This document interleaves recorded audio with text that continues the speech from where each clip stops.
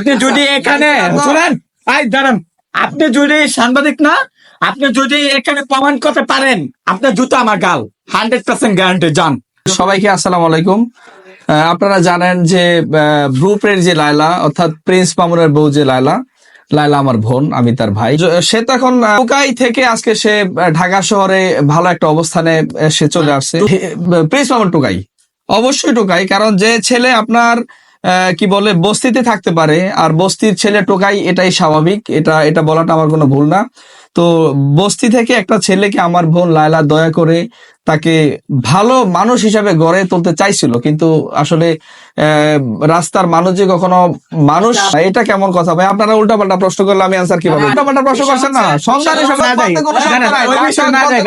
আমি আপনাদেরকে বলি,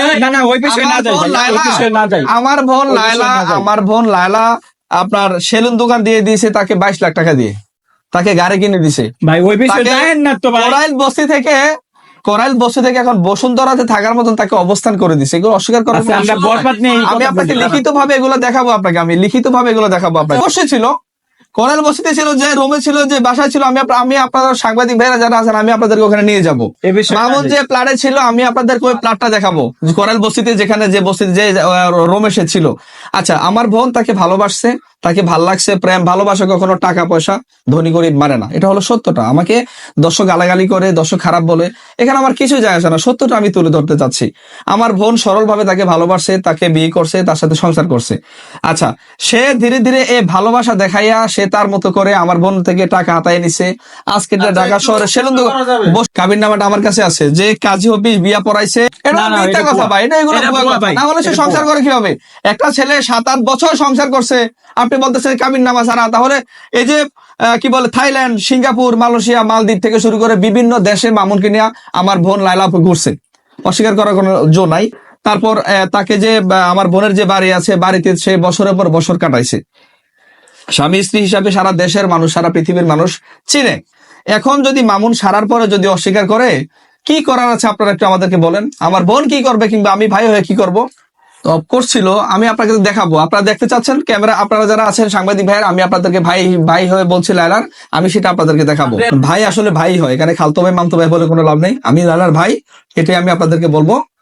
হ্যাঁ, বাকিটা সেটা আসলে মামুন জীবন থেকে যাওয়ার পর আমার এই ছোট ভাই ভালোবাসা কখনো অপরাধ না।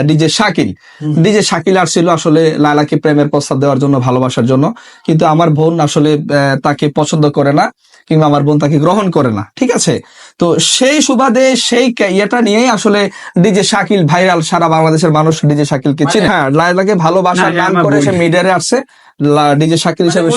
ও আসলে ভালোবাসছিল, একটা সময় ভালোবাসছিল, এখন বাসা আসলে আমি ভিডিওতে আনি নাই, কারণ একটু প্রবলেমের কারণে যে ঠ্যাঙে একটু ব্যথা ছিল, আমার ব্যথা ছিল, ইয়া হয়ে গেছিল, এই কারণে ভিডিওতে আনি নাই, কারণ আনলে তো আবার প্রবলেম। হ্যাঁ, শিওর ভালোবাসছিল। না হয়তো কষ্ট পেয়ে ছেলেটা আসলে পৃথিবীর মানুষ এটা নিয়ে জানে যে ডিজে শাকিল আমার বোন হিসাবে তো ইয়া করলে কি বরবাদ হলো। যে ধরেন পৃথিবীতে এক একটা মানুষের রুচি এক এক রকম, তাই না? বলবেন না তাণ্ডবের বিষয়টা হলো, ওর তাণ্ডব খুব ভালো লাগছে, যার জন্য শিওর শাকিব খান ওকে ফোন দিয়েছে পরশুদিন রাত্রে, না? অবশ্যই পরশুদিন রাত্রে শাকিব খান ফোন দিয়েছে তাকে, দিয়ে বলছে আজকে কপি খাইছি, রিল্যাক্স।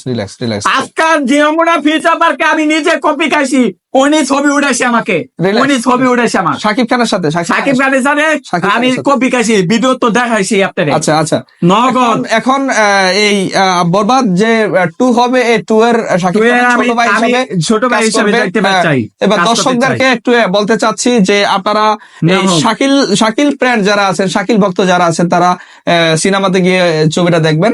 আর আমি যেটা বুঝতেছি, এই বরবাদ ছবি করলে আর শাকিলের আর কোনো খেলা নাই। লিচুর যে গানটা কিন্তু আমি বানাইছি, লিচুর গানটা কিন্তু আমি বানাইছি, এটা কিন্তু আমার নিজের। হ্যাঁ, লিচুর গান মেন তো হয়েছে আমার শাকিব খান ভাই, তো মাত্র গেছে 10 দিন, কথা তো হবে। আগে শাকিব খানের লগে কথা হয়েছে, আমার ভাই কলেজা ভাই একসাথে কপি খাইছি, ছবি উঠেছে, এরও কিন্তু কপি খাওয়ার ভিডিও আছে আমাতে, কিন্তু ওইটা এখন উঠাবো না, কারণ সে ভাইয়ের প্রবলেমের কারণ। আপনি যদি এখানে শুনেন, দাঁড়ান, আপনি যদি সাংবাদিক না, আপনি যদি এখানে প্রমাণ করতে পারেন আপনার জুতো আমার গাল, 100% গ্যারান্টি। যান।